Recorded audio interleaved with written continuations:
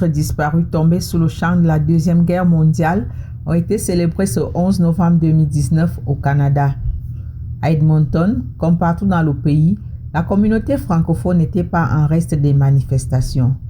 Dans une cérémonie très émouvante organisée à la rotonde de la cité francophone d'Edmonton, on a noté entre autres la participation de Will Campbell à la prière d'ouverture, Léon Latning dans sa présentation de Soldier Boy, au Nord-Son, les chorales Saint-Jean d'Arc et les petits chanteurs de Saint-Jean. La traditionnelle minute de silence a été observée. Les organisateurs et les participants à cette cérémonie ont apprécié la forte mobilisation démographique par rapport aux années antérieures. Le gouvernement fédéral a été représenté par la sénatrice Claudette Tardif. Quelques discours et mots d'usage ont été prononcés. On a ainsi suivi tour à tour des témoignages du représentant des Premières Nations, la participation de l'Afrique à la personne de Giscard Kodiané, petit-fils d'un combattant, et le clou avec le témoignage vivant d'un rescapé de guerre en la personne du vétéran Daniel Cournoyer. Le meilleur jusqu'à maintenant. Hein? Les gens sont plus nombreux que dans le passé. Bon, j'ai trouvé que c'était une cérémonie très touchante et j'étais très heureuse aussi de voir la participation de la FRAP parce que je crois que c'est important pour nous de bien connaître l'histoire aussi des Africains, de la communauté africaine qui ont participé à la Première et à la Deuxième Guerre mondiale. Du public, de le monde qui prend le temps de reconnaître et de réfléchir et de passer ce jour à honorer nos anciens, nos combattants et ceux qui ont tombé. Comme on dit, de ce sacrifice ultime. Et quand on dit qu'il y a maintenant une cérémonie francophone à Edmonton, parce qu'auparavant, il y a 5-6 ans, il n'y en avait pas. Et depuis 5-6 ans, on a pris la relève. Et aujourd'hui, la participation, évidemment, des communautés africaines est tout à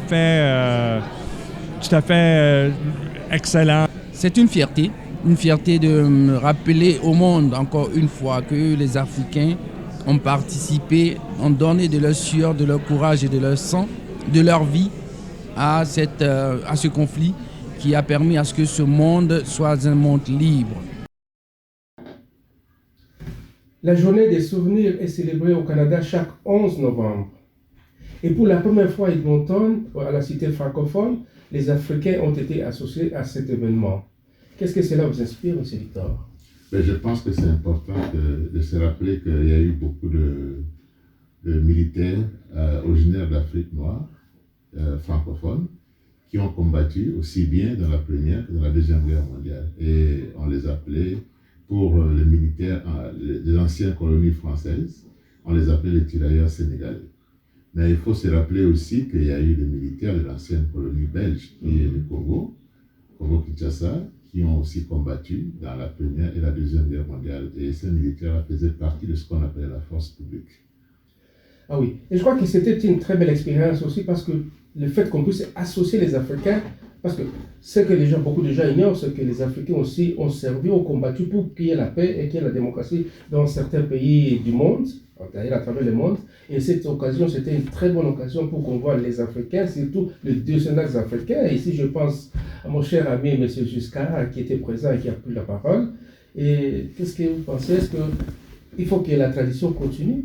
Oui, je pense que la tradition doit continuer comme il y a en Afrique, il y a on parle de beaucoup de certains militaires pendant la Deuxième Guerre mondiale qui ont été vraiment au front. Je me rappelle par exemple au Gabon le capitaine Tchoréré qu'on célèbre chaque 11 novembre à Libreville pour ses hauts faits d'armes en France. Il a été tué parce qu'il était noir. Et puis il y en a beaucoup d'autres qui sont tombés dans l'oubliette. Je pense que c'est important qu'on se rappelle que les militaires originaires d'Afrique ont combattu pour la libération de l'Europe. Effectivement, je pense que c'est important, parce que souvent, on dénature l'histoire. C'est comme si les Africains ne sont bons à rien, mais je pense que le fait qu'on puisse organiser ce genre d'activité, c'est quelque chose d'important. Mais aussi, je pense qu'il faut aussi corriger l'histoire même. Qu'est-ce que vous en pensez? Corriger l'histoire, je ne suis pas sûr de ces termes, mais je pense qu'il faut simplement ramener à la mémoire collective de tout le monde qui sont vraiment les gens qui sont partis libérer l'Europe pendant la Deuxième Guerre mondiale. Pas seulement les Canadiens et les Américains, mais il y a eu aussi beaucoup d'Africains qui ont versé de leur sang. Et M. Victor, si nous pouvions parler de l'histoire de la guerre, de la Première et Deuxième Guerre mondiale, puisque beaucoup pensent que les Africains n'ont pas fait cette guerre-là.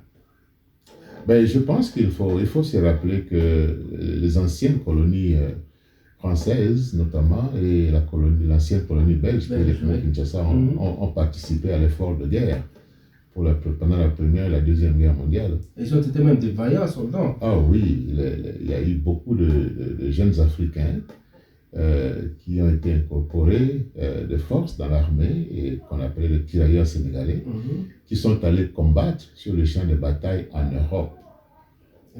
Mais certains ont combattu sur les champs de bataille en Afrique du Nord, notamment, et la force publique qui était du Congo belge, oui. Elle est allée combattre en Abyssinie, en Éthiopie, parce qu'à l'époque, l'Éthiopie était colonie italienne. Alors, avec Mussolini. Avec Mussolini, oui. Mais ils ont aussi été en Tanzanie, notamment à Tabora et Mahenge. Oui, effectivement, oui. Alors, ce sont des noms qui sont très connus au Congo. Je me rappelle d'ailleurs à Kinshasa, il y a même un quartier qu'on appelle Force publique, avec des avenues de rues qui portent les noms de villes éthiopiennes. Oui, et beaucoup de gens ne savent pas que ces noms-là, par exemple, Sayo, et puis, je ne sais pas comment s'appelle l'autre avenue, ce sont des noms de villes éthiopiennes que la force publique avait libérées pendant la Deuxième Guerre mondiale. Vous aurez compris que l'Afrique a aussi participé à ces guerres et que nos soldats étaient très vaillants soldats. Enfin, je pense que si les Africains peuvent faire la guerre, mais ils sont aussi capables de faire la paix. Et la preuve est là.